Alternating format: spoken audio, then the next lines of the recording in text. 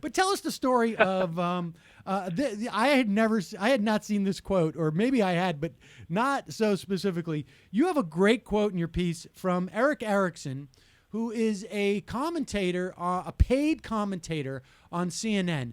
Retell that story for us.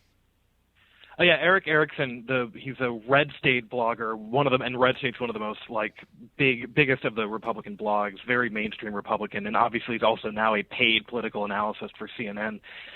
And he just got very upset a couple years ago to learn that in Washington State they were going to ban dish detergent with phosphates because it was polluting water, and so people had to switch to a different brand of dish detergent. And I got to tell you, he wrote, it is upsetting. Sometimes it leaves a little bit of a film. Sometimes you have to almost wash your dishes twice. So okay. Yeah, no, I know. Yeah, you might have to rinse them off after you wash them. It can be annoying. It can definitely be annoying. So his response to this was.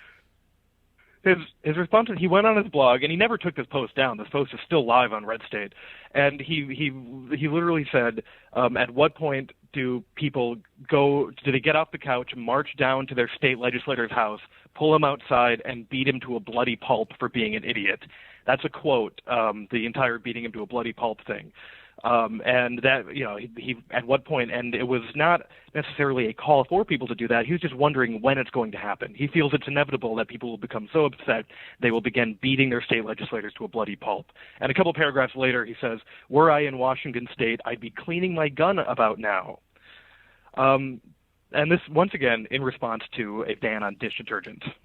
And so, I mean, it's funny, except of course, we have seen the end product of. I mean, I don't know if you can draw a direct line here, but like you say, this stuff is in the ether.